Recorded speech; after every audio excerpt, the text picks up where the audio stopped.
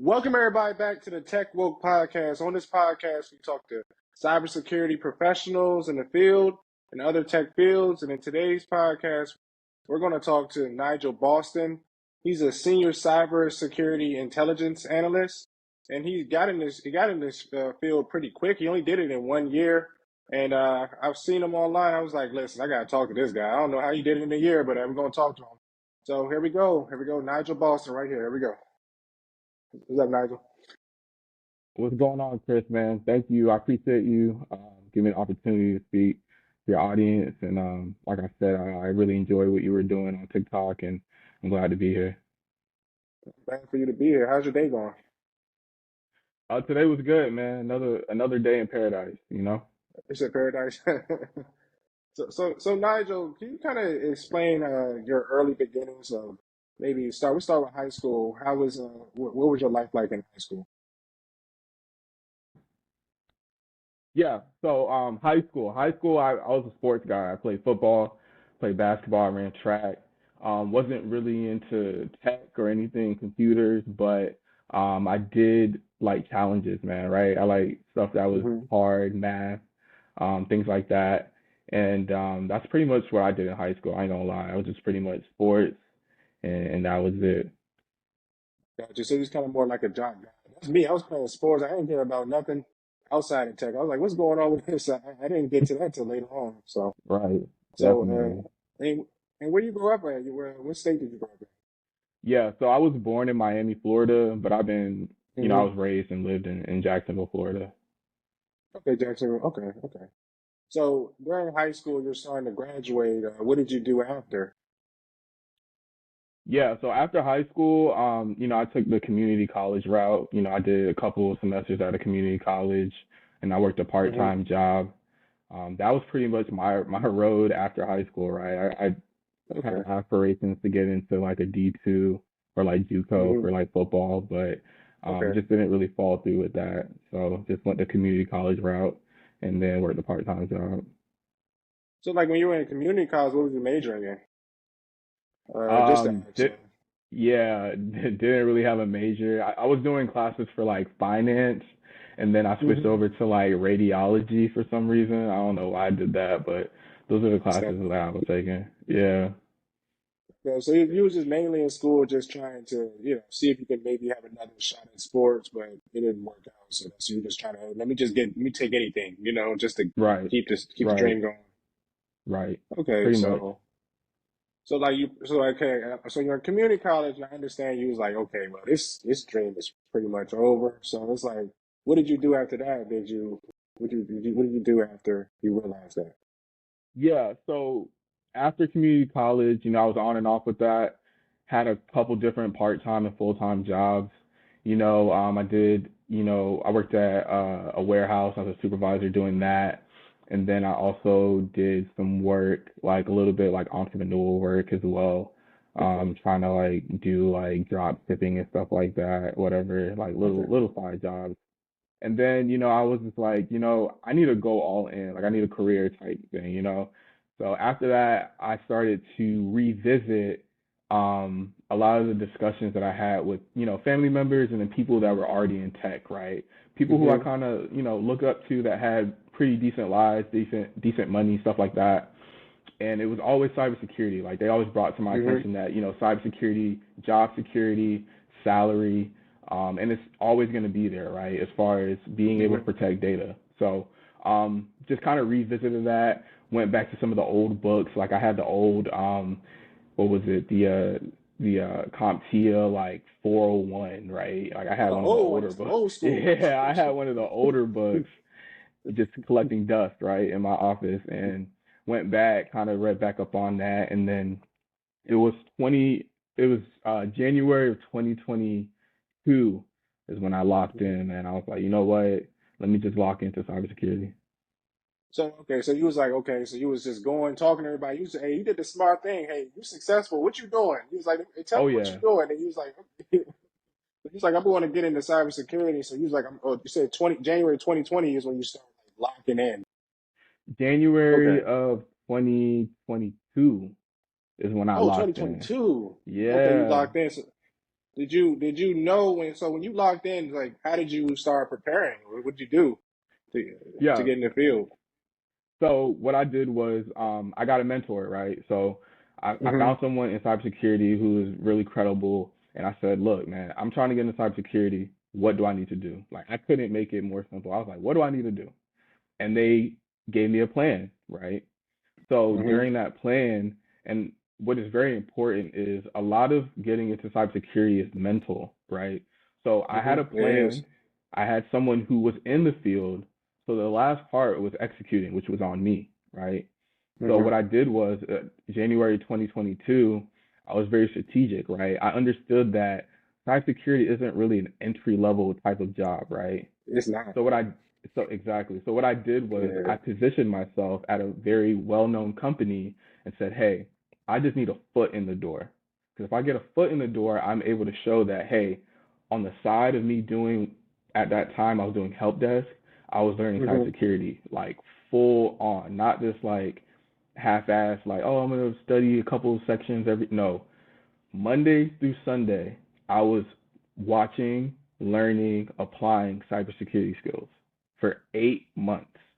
I did that, Okay, right? so like, go back to that. So like, okay, I want to pivot back to a little bit. So you say you found Okay, a mentor. right. In our field, it's like your network is your net worth. Where would a young person go to go find a mentor that can kind of do the same that you did? Yeah. So first, I would start with people you know, right? Anyone that you know Hmm. that's already in the field, reach out to them, right? You kind of should have that kind of communication or that relationship where you can reach out to them and say, hey, I know that you're in X, which is cybersecurity, and I want to get in that field, right? And make it genuine, right? Um, Other than that, another approach that I would take is going to LinkedIn, right? Go to Hmm. LinkedIn and find someone in the field, or I say specifically in the domain that interests you in cybersecurity. Because people think Hmm. cybersecurity is this very niche kind of career when Hmm. it's not. Saying I want to get into cybersecurity is very broad. There's many domains in cybersecurity. So find a mentor in specifically what you want to do and send them a message on LinkedIn and say, hey, look, I'm a passionate enthusiast that wants to get into cybersecurity. I see that you've had a great journey. I would love for you to be a mentor, someone who I can reach out to on a monthly basis or a bi-weekly basis to get insight into the field and help me build my resume and my skills. That's what I would do. That sounds good. Hey, that's what I did too. I just locked in with people that I already knew. I said, "What do I need to do? Get Right. Assert this and this." And you got to listen to what people are telling you. You know. Right. So, 100%. when we're gonna go back up. So, okay, you locked in. Did you start working on your Security Plus first, or how did that work? Yeah. So I'll give you the timeline. So I started in a help desk position as a contractor Okay, in using the help. Okay. right. So I started as a help desk um, analyst at January. Started as a help desk analyst January 2022. Hmm. During that time, I was still learning on the side. So I did my 9 to 5, and then from 6 to 9, I was studying cybersecurity on YouTube Oh, University. okay. I was going Okay. crazy. Anything I could find on YouTube that was relevant to what I wanted to learn, that's what I was doing after work. So during that time, I also enrolled in a cybersecurity boot camp, right? Okay. Boot camp. Okay. So it was called Full Stack Academy. So I Hmm. had a 9 to 5, which was the help desk. I was studying outside of that, and then I was also in a boot camp, which was Full Stack Academy, which was specifically for cybersecurity. So Okay. during that time, for 9 months, I was learning hands-on skills as help desk. I was learning skills on YouTube, and I was being a structured learning on the boot camp. And then from there, after I graduated the boot camp, I was able to get my Security Plus. So I took my Security Plus a month after I graduated my boot camp. Okay, that's what's up. Yeah, that's a good. Yeah, he was locked in. You had the hands-on YouTube and the instructional, so there was no way you was gonna fail. But just to go back to that, the help desk position. Did you have any certs for that position when you first started the help desk? No, help desk position was very, very entry level. Like, and I believe that most help desk positions are, right? I went through a recruiter reached out to me, did the phone interview, very easy. I did a panel interview with like the manager and the lead of the team. They were asking me like, do you know how to copy, like Control C, or do you know how to reset a printer? Like very, very basic stuff. I see a lot that people think you need like a Comptia A plus to get an entry Okay. level role. Absolutely. And if you need that kind of certification to get a help desk position, I probably would question the organization, right? You don't need Okay. that kind of cert to do that, the kind of work that you would be entailed on a help desk, because help desk positions train you on everything they want you to do and that kind Oh, of they do. role, Okay. right? Okay. So the password resets, the configurations, the email help support that you'll do, all of that is, on the job training. So needing understanding the basic functions of a computer, I would say, is what you need to get a help desk role. Yeah, because even with me, I always thought you had to have like a certification to get into the help desk. I didn't know that, you have different routes to get into it. That's interesting for me. I'm glad to hear that. So go back to the boot camp. So with the boot camp, it's a lot of mixed emotions going around, especially online. You see all these boot camps popping up, like those Yeah, $300 boot camps you get in yeah, cybersecurity in a week and things like that. Explain what people need to evaluate when joining a boot camp, because I have no problem with it, but just right. what should they look for? Yeah. So when deciding to join or enroll in a boot camp, I would say look for price, look Hmm. for any guarantees that they may or may not say, right? And then what kind of value or content are you getting from that boot camp? Now, the boot camp that I did, Full Stack Academy, was expensive, Hmm. gave no guarantees, and the content that I learned was vast. It was a lot. Hmm. Now, I am not pro or against boot camps, Hmm. but the boot camp helped me at that specific time that I was at because it gave me structure. Now, Structure, okay. boot camps will structure the content in a way that you understand what you're learning instead of learning a whole bunch of everything, right? Which is what I was doing.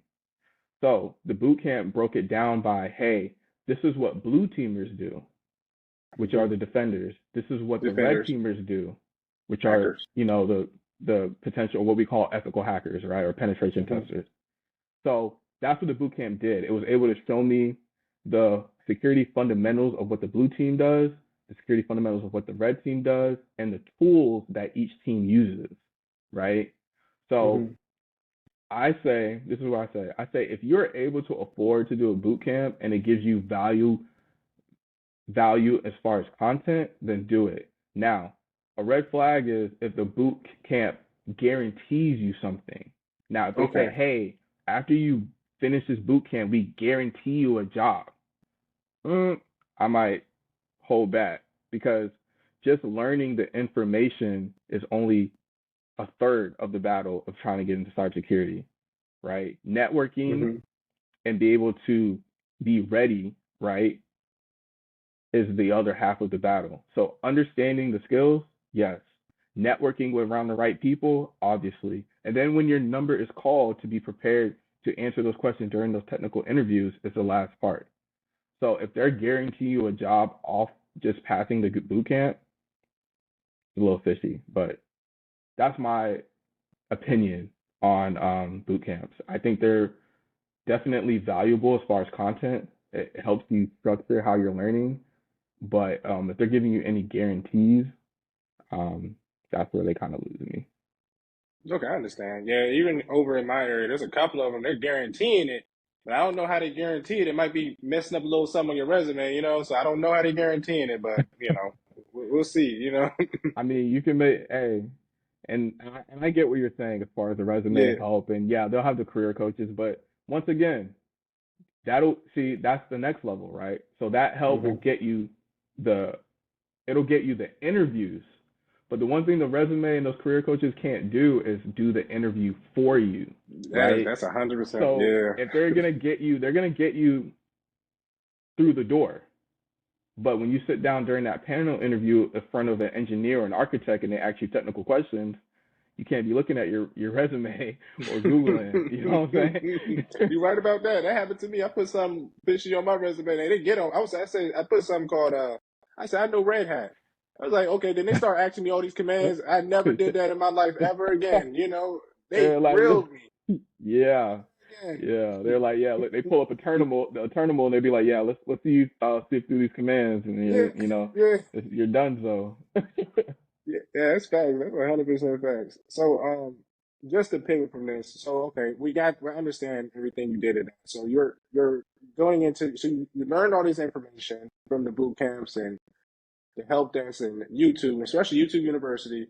So now you're 100%. doing your first entry level cyber intelligence analyst position. Yeah. So, and I'll kind of I want to make sure I give backstory of how I got into this role, so it kind of covers Okay, go ahead. networking and everything. So yeah, Okay, go ahead. so I started the help desk in January. In June or July, I graduated from the boot camp. And after that, I started doing a lot of hands-on labs. So what I would do is go into Try Hack Me. I would go into Mm-hmm. like Cybrary and I would do hands-on labs. What I did was create a YouTube channel and I would record the screen as I was doing these labs. And then what I Oh, for then real? did was talk through the YouTube about what I was doing and I posted on my channel. So now I have projects, right? So then I also That's put those smart. projects on my resume and guess what that is? Mm-hmm. Experience, Yeah. right? So now when they ask me during the interview, have you worked in Splunk? I can now say, yes, I actually have. I know how to do, queries. I know how to look at reports. I know how to do all these things because I've done hands-on experience. So you're not lying. Say you probably have not worked directly with Splunk on certain things, but you understand the platform and how to maneuver. So Mm-hmm. I was doing projects after I graduated the boot camp, but the biggest thing I did was, and this is a gem. After I graduated, I started to go on LinkedIn and I followed Mm-hmm. everything. I typed in cybersecurity analyst in LinkedIn. Mm-hmm. I went to people and I just started following everyone. Yeah, I that's just went smart. I just went crazy. I just followed everyone on LinkedIn that had a cybersecurity title or job.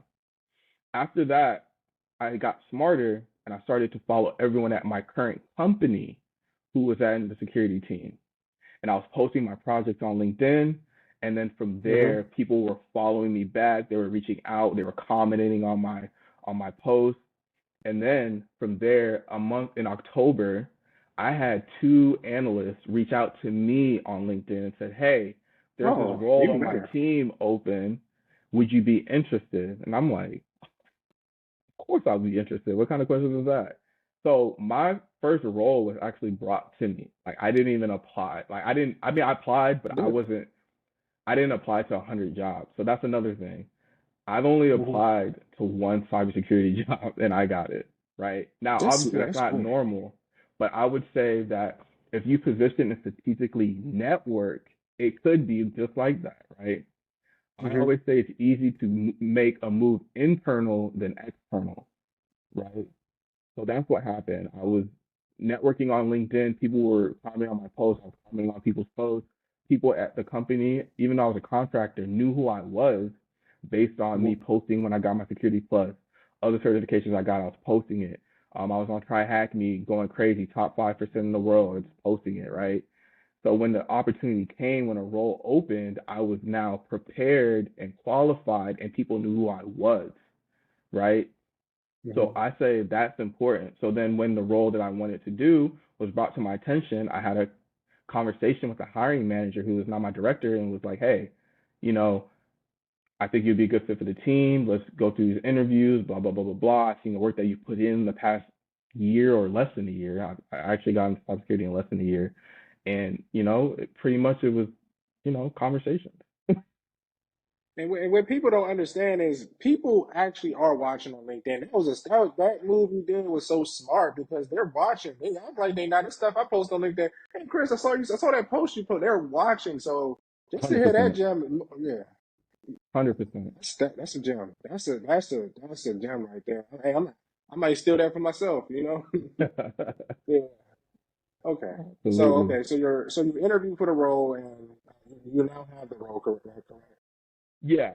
So I interviewed for a role. It was a junior role. It was a security analyst 2 on the threat and vulnerability management team. I went through Okay, three so threat rounds and of interviews. Yeah, threat oh, and three vulnerability rounds, management. 3 rounds of interview. and Mhm. okay, try basically try hacky kind of prepared you. Did you have any other resources to help prepare for the interviews other than try hack me or? Um, Not really. It was just reading the job description, right? The job description is what they're Hmm. going to base their interview question. The interviewer is going to base their questions off, right?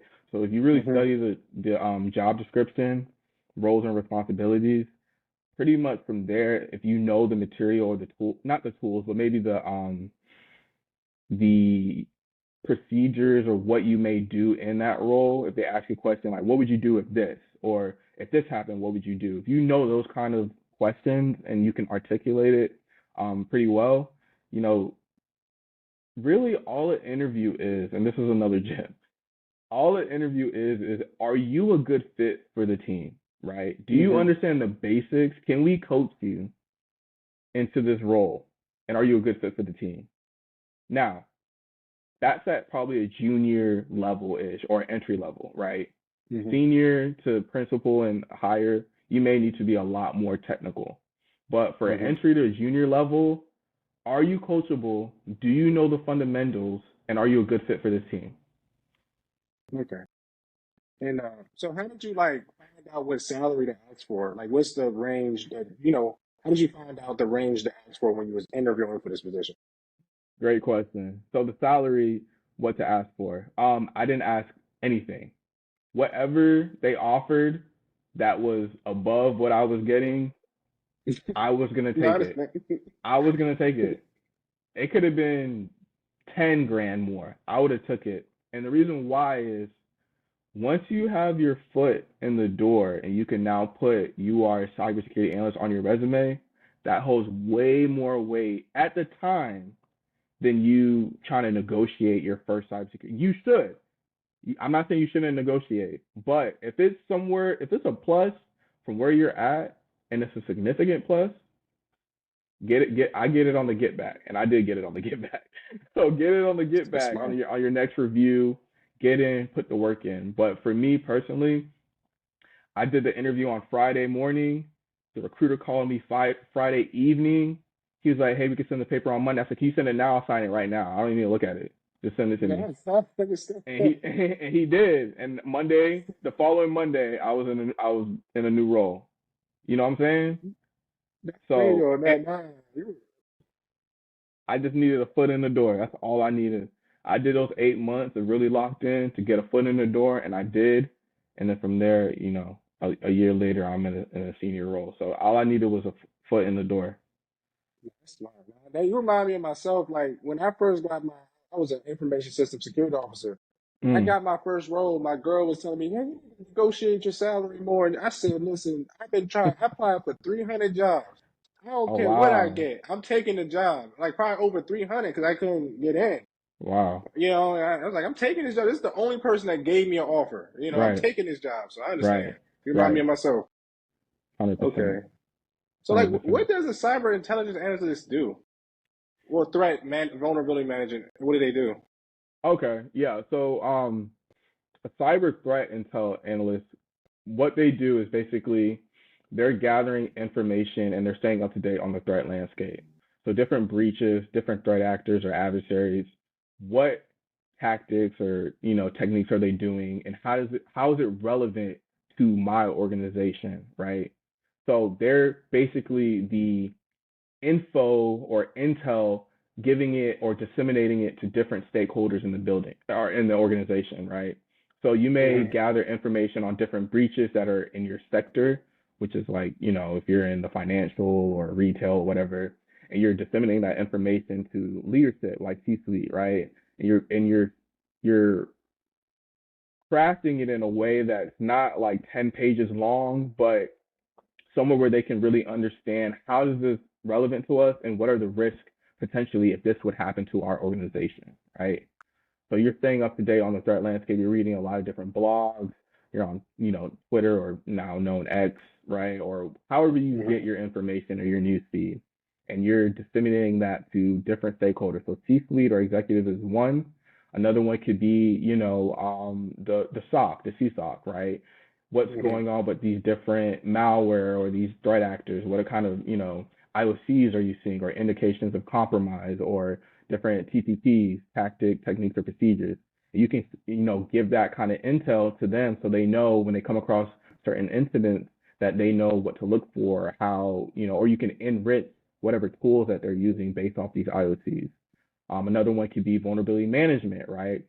For me, I was doing both, but that's another stakeholder or a different team that you can give them intel based on different 0 days that come out, right? Okay, Or exactly. vulnerabilities is what they call them. Yeah, and Um, just for the audience to go ahead, sir. Go ahead. no, go ahead, go ahead. And just for the audience to understand, 0 days are vulnerabilities that are not known, and it, just period Right. not known. Can you go back and say what is an IOC? Can you tell me Yeah, what an IOC is? IOC are indications of compromise, right? Okay. So they're listed as, bad either IP addresses, domains, Okay. URLs, etc. Okay. And so and I'm just going to throw an example just so the audience can understand. When you mean by gathering, like for example, do you know about solar winds? Yeah, You heard about solar? Yeah, okay. So for example, you're studying vulnerabilities like solar winds, think like a 0 day like solar winds and other things. You're gathering that to help protect your organization. Is that the sum of that? correct, That's cool. correct, That's cool. That's correct. cool. So You're is it you're like ga- a you're gathering that good? information, you're storing it, and then you're doing analysis based on trends, right? So you're kind of forecasting, this could potentially, this actor could potentially target our organization based on these previous breaches or stuff like that. I understand. So is it like are you writing documentation or are you using tools to gather this information? Um, both. Okay. I can, you can do it through a tool, right? Or you can Okay. document it, which a tool would be like a tip, what we call as a Okay. threat intelligence platform. Very Mm-hmm. expensive. Not a lot of organizations have them, but you can do reporting from there. You can actually do everything from there. The collection, the alerting, all of that through a tip. Something you can do is manual, right? Like Excel, storing it on an Excel sheet or SharePoint, or Confluence, depending on what tools you have at your organization. Okay. So what cybersecurity tools, if you can say that that a threat intelligence analyst uses, like that somebody else can use publicly, or is it kind Publicly, of organizing? um, Yeah. so I would say go to, this is my recommendation. I would go to Try Hack Me. Mm-hmm. They should have, I'm pretty sure they have something called Yara and Snort. These are tools that you can practice with, that you can also use in your day-to-day at an organization to basically Snort is like an IDP, an intrusion detection prevent Prevention. Okay. IDP, right? And that teaches you on how to, like, when different kind of threats come across and they kind of alert you on it, right? Essentially, Mm-hmm. what a threat intelligence do if you have the tool, like a tool that does it itself, right? And then Mm-hmm. Yara is basically gives you like signatures, like you can like attach a signature to this type of threat or this different malware that you may see, and then track it based on, if you see it again in your organization or whatever it may come up. Right? Those are two like open source ones that I would use. Now there are tools that organizations may have, like what is one, like Threat Connect, I believe is one, right? That you can, they're gonna alert different threats based on what fits or what kind of information that you put into the platform, and they're going to scour or scrape the web looking for different threats, potential threats on the deep, dark, or clear web, right? So Mm-hmm. it all depends on what your organization has, and then I would say that the biggest thing from a threat intel perspective is being able to analyze large data sets and Mm-hmm. also being able to analyze and forecast what these threat actors or adversaries are going to do, right? Those Mm-hmm. those are the biggest thing. For a threat intel analyst, tools are probably not your like thing is being Mm-hmm. able to critically think is what your Okay. biggest tool would be. Okay. Yeah. In cybersecurity in general, this is what made me a better person in jobs. Period. When I was at regular jobs, like I'm gonna just say maybe I'm a program manager or something like that. When I got into cybersecurity, I had to really think. There's no sets, Right. no rules. You have to use your modul Yeah. non-agata. So it's like, yeah, that's the one of the biggest things with cyber. I had another question. So can you go back to signatures? What do you mean by signatures? Does malware have certain signatures? Well, can you just go a little bit more depth? Does malware have signatures? I'm just kind of a little confused on that. Yeah, no, signature is whatever signature that you put on it to then identify that specific malware. So if it come across as Okay. again, you know how to identify it. Okay, that's good. So, Mm. can you go into depth or maybe what is vulnerability management? Yeah, vulnerability management is basically assessing the vulnerabilities in your organization, and which vulnerabilities are weaknesses, right? Different Mm-hmm. weaknesses to like servers or workstations or endpoints, and being able to prioritize. Well, first you want to assess, then you want to prioritize a vulnerability. So I'm going to go into the vulnerability life cycle, right? Give you guys a little game. Mm-hmm. So Go ahead. first you Go want ahead. to assess the vulnerabilities, right? Then you want to prioritize them. You're going to prioritize them based on there's many ways, but you can do the CVSS score. You can Mm-hmm. do it based on the risk Mm-hmm. to maybe your crown jewels or your what we call critical assets of the Mm-hmm. organization. Those are two ways that you can do it. So right, so you're gonna assess, then you're gonna prioritize, then you're gonna act. So then the acting is patching, right? So you're gonna work with the Mm-hmm. different owners of those vulnerabilities on those systems. You're gonna work on patching them, right? Getting them into patch cycles or however you're gonna do that. And then after that, you want to validate. So you want to validate that, hey, this owner said they patched that server and it actually patched, right? So the next step Mm-hmm. is validate. And then after that, you want to report. So you want to report on those vulnerabilities that were patched or not patched. So those asset owners are up to date and know what's going on in the environment. Okay, that's simple. That's kind of like this is the life cycle and like what I do as an information system security officer. And then also with these vulnerabilities, are they categorized in a certain way? How are they categorized? Yeah, so the vulnerabilities categorized based on like the CVS score I said is one. Okay. Um, Another one is maybe if the vulnerability has an exploit, right? So let's say there Mm-hmm. are malicious actors out there actively in the wild exploiting this um, vulnerability, which would probably raise the the severity of that vulnerability, right? So those Mm-hmm. are, it depends on how your vulnerability program wants to do it. There's a risk-based Okay. approach, or there's a kind of a CDSS score approach. There's Okay. many others as well. So are they classified like as a cat one, cat two, cat three? That's kind of how it is. Or is it So it's low, medium, oh low, medium, high? high, critical, severe. Okay. So okay. So like what is the difference between vulnerability management and vulnerability assessment? Do is it this it's pretty much the same thing or is it kind of something Yeah, different? the assessment is basically what you do after the vulnerability scan, right? The Mm-hmm. assessment gives you, what basically where you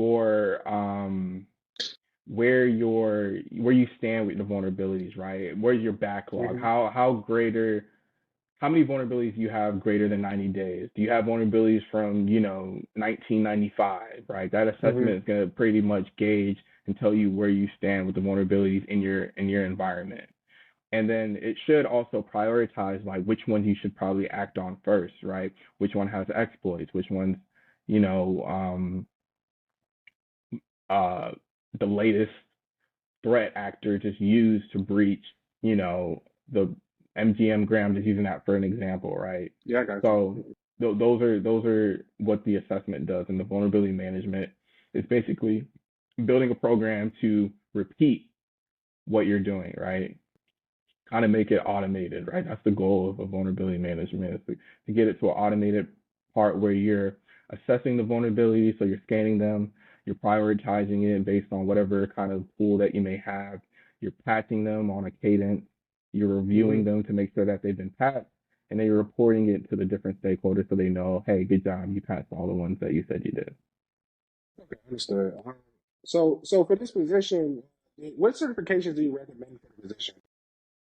For vulnerability management, once again, I would say all right.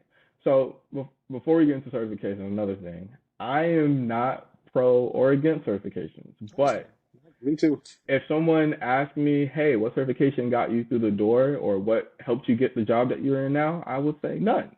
Because no one in the 3 rounds of interviews or other interviewers, so I have, obviously now friends who are hiring managers and, stuff like that. They don't ask you, so on your Comptia Security Plus, when you act like, that's not how that goes, right? So certifications are great. I think at the bare minimum, you should get the Comptia Security Plus, right? Because that's going to give you Hmm. the ground knowledge of security, right? It's going to give you the fundamentals. You're going to know the basics. And, if you want to go into like government contracting or whatever, that covers that, right? It'll give you that tech that you need to start doing security on the government side. Now, for vulnerability management certifications, I would recommend is that the CompTIA Security Plus. You get that certification, you understand many domains, and you're able to, you'll be able to understand and sit in meetings and at least get the basics of what everyone else is talking about. Like an architect, he might be in the meeting talking, you'll know like, oh, I know what encryption is. Like I know what that is. You know what I'm saying? Like you'll understand the basics, right? So I'll say the CompTIA Security Plus. I'll give another gem. There's I don't know if it's free anymore, but there's a tool called Qualys that you can Awesome. get a certification on that goes over vulnerability management.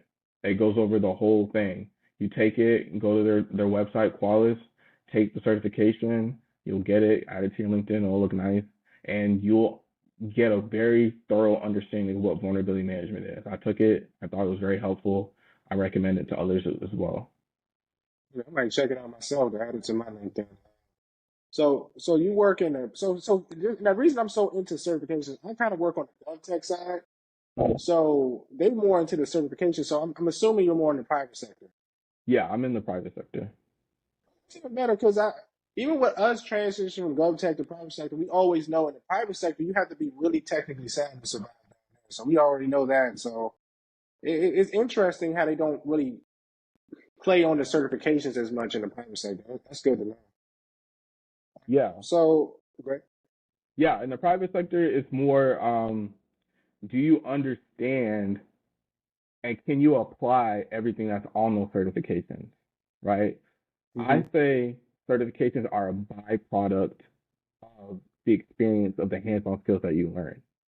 Now, what I mean by that is if you're in a role and you're doing monitoring, you're doing incident response, you're doing vulnerability management, you know and understand the fundamentals of what's on that certification. Any question that they ask you, what is this?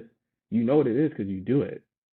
So I say certifications are a byproduct. Like the certifications that I get now are a byproduct of what the experience that I've learned during on the job.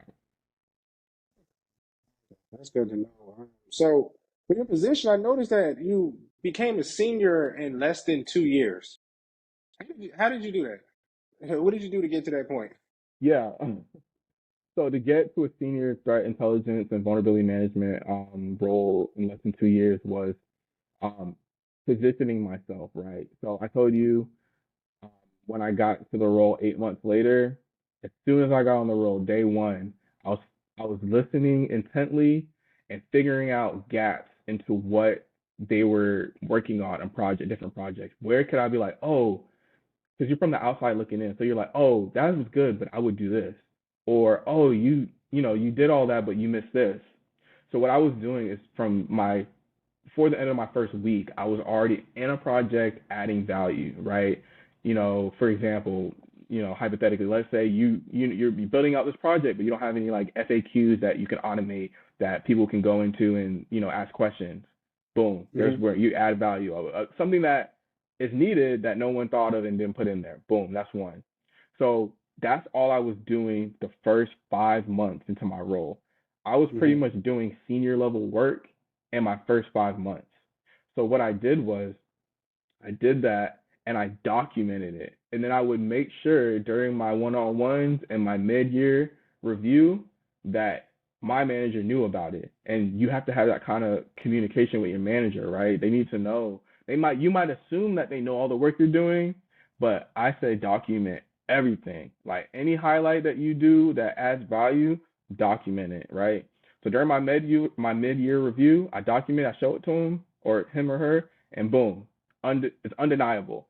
Then at my year-end review, I added all the value I brought, undeniable. So then when I said, hey, I've been doing senior level work since the first week,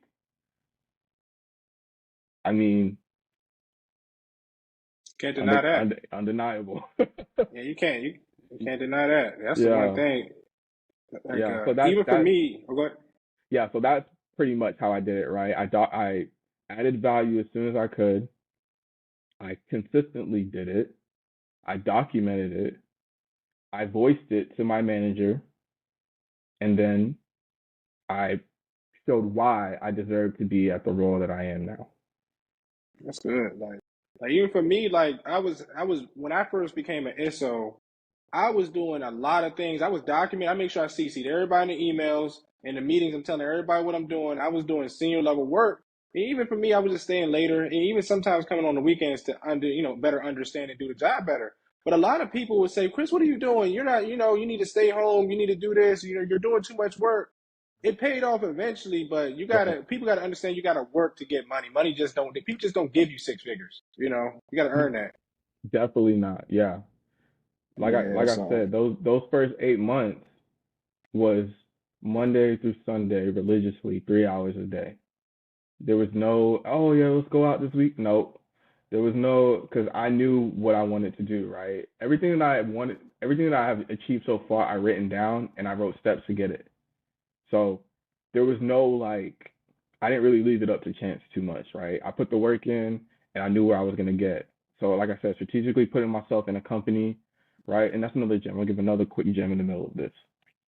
I'm not against getting like a help desk role or let's say a system administration role to get into hmm cybersecurity. Let that be your pivot, right? But be hmm strategic. Don't just get a help desk at any kind of job. Get it at a Microsoft or a CrowdStrike or a company that has a security team that where you can now, you're a help desk, but you can easily go into Microsoft Teams or email someone that's on the security team at your company. That is 10 times easier than trying to apply outside of the company. You know what I'm saying?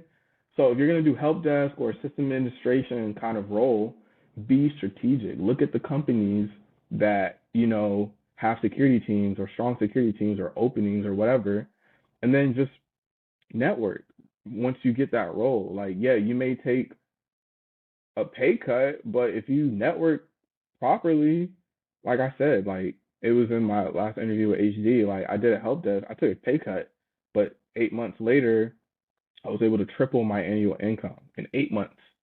That's smart, So Ash. you got to be strategic with it.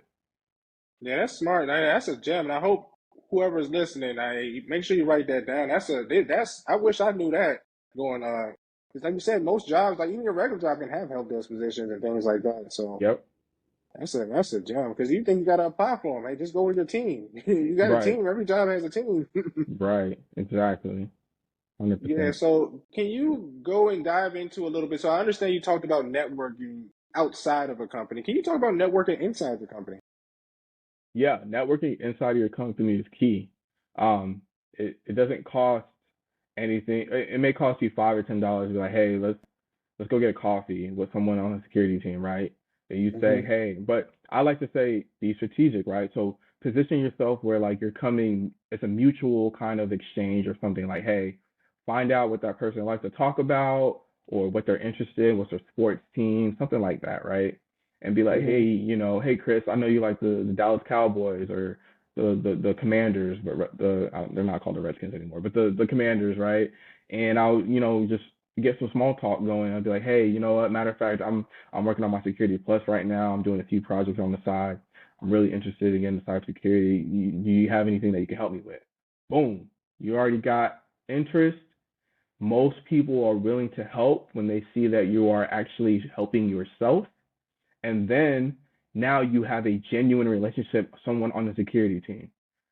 You're 10 steps ahead of most people who are just applying blindly, right? So networking internally is the first thing you should do before you start trying to apply outwards, right? If you're at a good company that has a security team, network with the manager of that security team or people on that team and see what Mm-hmm. get the gauge of like what is it like, right? And if you feel like you can position yourself for when an opening happens, at least you're top of mind. They know when your name pops up, man, Chris, I've had 5 coffees. He's emailed me 3 times. I know he's done this. He accomplished that. That is how you network internally, and I believe that is the route to go personally for me. I think because I haven't been a part of any interview process like people getting hired on, but for what I hear and what I think, it's easier if the person already knows who you are and they see, right? So it goes back to LinkedIn posting your accomplishments. Don't be shy on LinkedIn. Don't treat it like Instagram or something like I gotta post once every week or something. No, post every day. Be that annoying person. Be that person when they're like, oh man, Chris is posting and he got another certification again. You know what I'm saying? Like, That's be smart. that Yeah. person so they know who you are, you're putting the work in, and they can then not have to be like, is this person going to be lazy on the job? Because remember, when they're interviewing you, are you a good fit for this team? Not if Mm-hmm. you're Albert Einstein is going to be able to fix every problem. You know what That's I'm what, yeah, that's facts though. They are. They just want to see can I deal with this guy for a whole 5 years, 5 to 10 years? Right. Can I deal with that That's it. person for 5 years? That's exactly, you're right. And to double back on what you were saying on helping yourself, like even for example, I personally don't have the time to help everybody. Like for example, they ask me, "Can you do cybersecurity?" I'll tell you the baseline, just get a security plus. But the minute I see you working, that's when I'm going to dive in to help you. Even if there's some guards at my job, I see them working on the security plus. Then that's when I'll help you because you're working. So that's some good gems. As long as you're doing something, because it's like you can't get free handouts all the time. And just to double back on you were saying something about networking and just going to coffee. Even in my building, there's people I'm able to. I haven't did it lately, but even if I wanted to get a job, I just see somebody down the hall, talk to them. Eventually they'll get. It's to the point now where if I really needed a job, I don't have to do an application. I can just get in without even doing an interview at this point. So that's some good gems, man. That's good to know. If everyone was listening, I said during my interview process or conversation. Yeah. It was a conversation. I remember that to the beginning. And that's the Yeah, point. I just want people to know because even with people that look like you and me, like we're always to the point where we got to do everything on our own. Or I'm gonna just do it. Just don't work like that. You gotta play some type of not even a game, but you just gotta do what you gotta do to get where you need to position go. yourself, be strategic. Yeah, It's yeah. chess, it's not checkers. Especially It's in not check. cybersecurity, it is not checkers. If you play checkers, you're gonna be waiting a long time. Yeah, it's facts. I have a question too. So, can you give me like some of the salary ranges for a cyber, like from entry to kind of senior? Can you give me the ranges if Yeah, possible? ranges for cybersecurity. I, I'll break them up, right? I don't want to do like vulnerability management and threat intelligence because not most companies combine them. Some do, but Okay. most really don't. You might have a threat intel person and you'll have a vulnerability management person. So entry level for a vulnerability management analyst would range between, I would say, 70 to about 85, $90,000. Threat intel analyst entry level would range between 75,000 to about 95,000, right? Let's say if you do both, right? Some companies do both. So if you're entry level or junior level cyber threat intel and vulnerability management analyst, your range can go anywhere from 80,000 to about 110, 110 if you're a good negotiator. Okay. Yeah, so that's the range for like an entry level. Now, a senior vulnerability management analyst would range between I'll say 95 to 115, right? And Mm-hmm. then a senior threat intel analyst would range anywhere from like 90,000 to 115,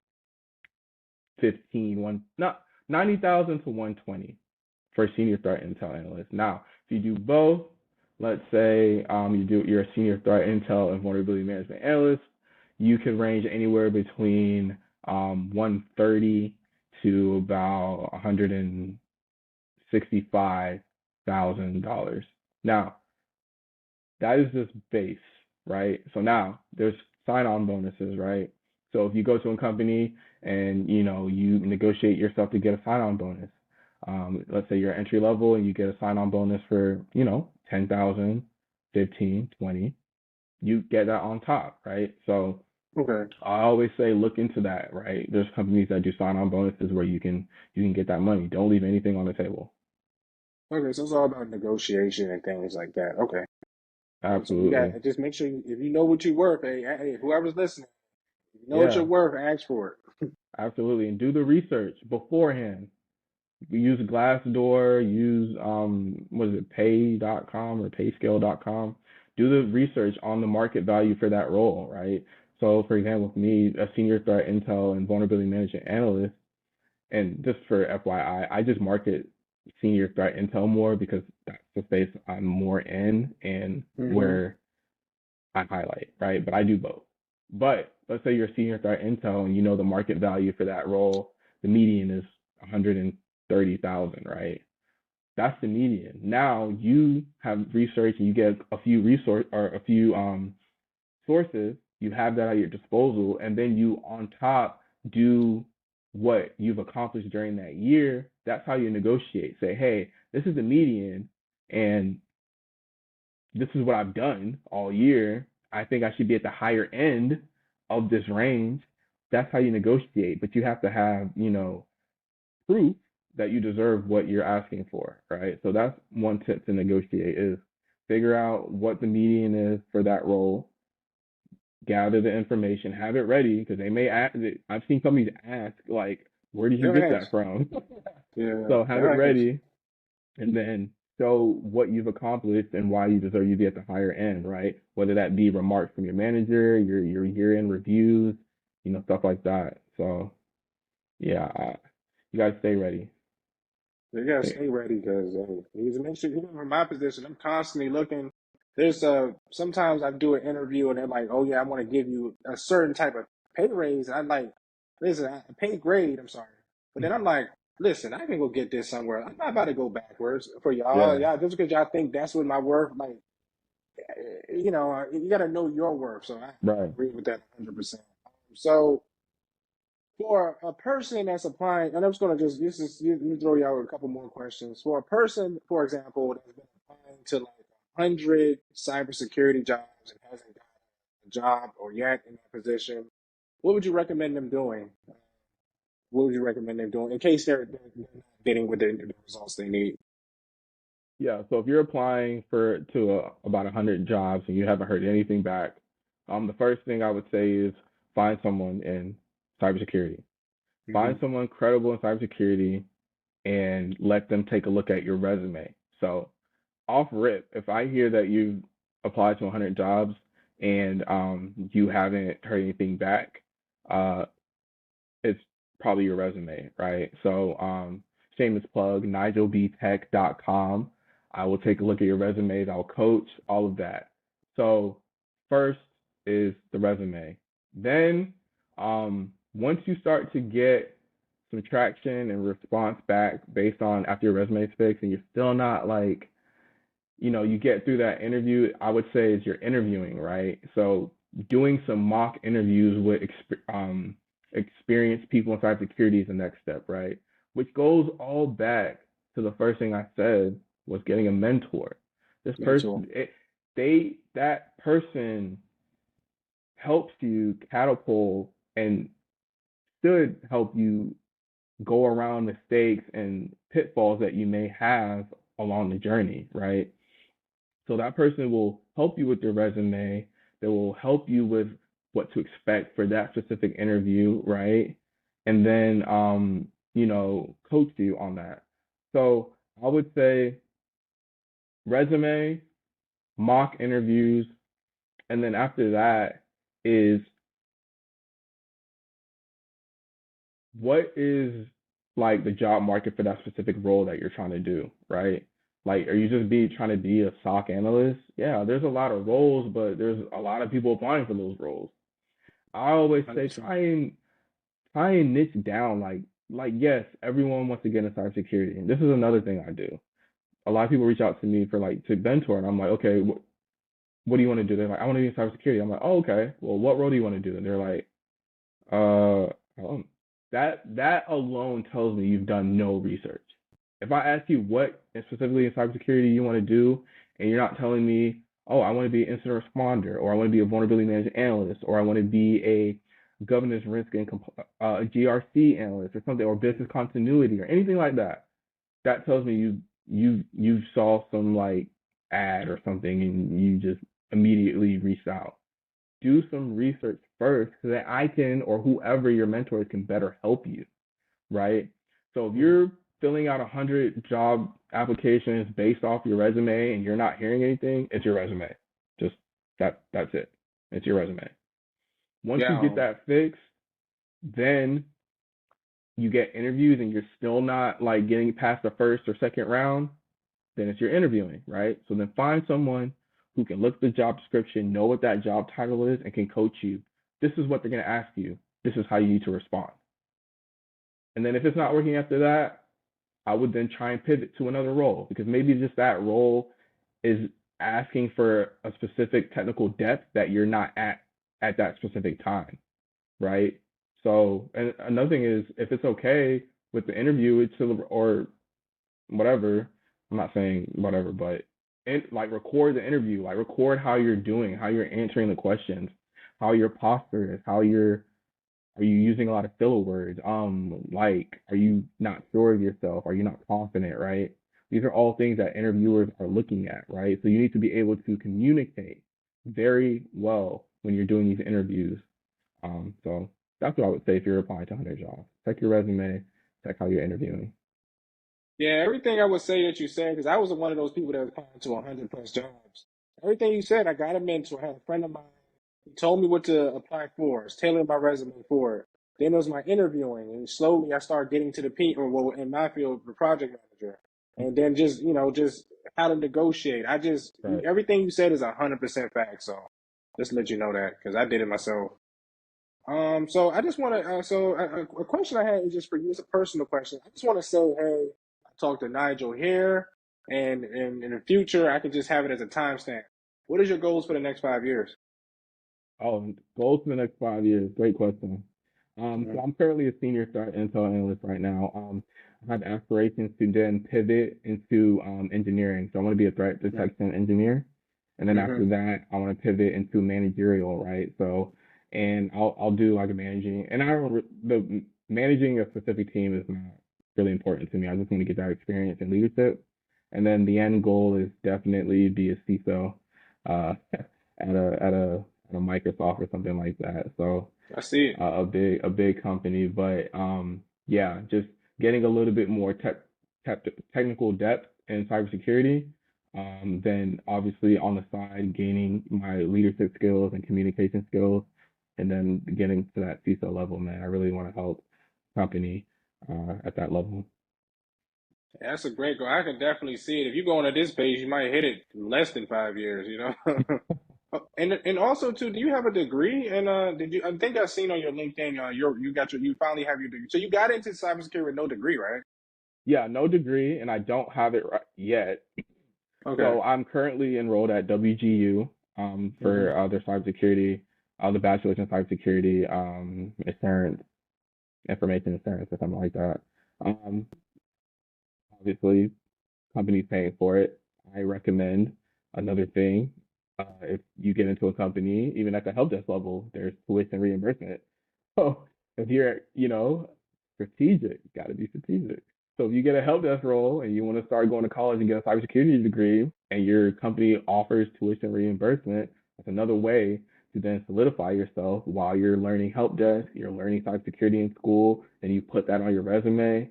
That helps you even more. Now, degree, I did get in without a degree, and I only got in with the Security Plus. Now, I will say that I was prepared for the questions that were going to ask me based on hands-on learning, but there are certain roles that may require a degree, right? I know like most managerial or leadership roles, a degree is kind of, a bachelor's they kind of, want you to have. But is it needed 100%? No, not for security. I know people that's making almost $300,000 with no degree, Oh yeah. and Oh, I do too. A lot of yeah, so my it's a lot of my counterparts make a lot of money and they don't have no degrees. But if they wanted to, they would probably finish the degree in like a year, you know. yeah. And then when I was in college too, I used to always wonder. So I was going to Bowie State to HBCU out in Maryland, Okay. and I would see like 25, 30-year olds come get their degree, and I'd be like, okay, so I just did all this, and I'm paying for it. And I talk to them, and they'll be like, the government's paying for it, or my company's Yeah. paying for it. I was like, yeah, I did it smart, man. I was Yep. like, I got to pay all this money back. Yeah. Yeah. I go to school for free. Um, Also take advantage when you get into a role. Like a lot of companies will pay for your upskilling, right? So all the certifications that I take now that are like vendor specific, the company will pay for it. Conferences, all of that. So you know, just if you guys don't, if you leave with anything, be strategic. Write it down, plan it out, be 10 steps ahead. That's smart, man. So Nigel, how can they find you? Yeah, What? yeah, everyone can find me at Nigel B Tech, so NIGEL BTECH, Nigel B Tech. I have coaching services that you can go to my website, nigelbtech.com, and find me there and reach out to me. Nigel B Tech on TikTok, Instagram, all the social media. So Nigel B Tech is where you can find me, and I look forward to helping everyone that wants to get into cybersecurity as much as I can. Like I said, I'm very transparent, and as long as you're ready to put the work in, I'm pretty sure I can get you to where you need to get. But like I said, my journey is not everyone's journey, but my journey could be even shorter for your journey if you go harder than what I did. You know what I'm saying? So um, that's what I'll leave you with. Yeah, so everybody check out Nigel. He got some good information. Everything he's doing. If you need a mentor, check him out. He has some great stuff. Even for me, I've learned a lot in this interview. Thank you, Nigel, for coming on. I really appreciate this interview.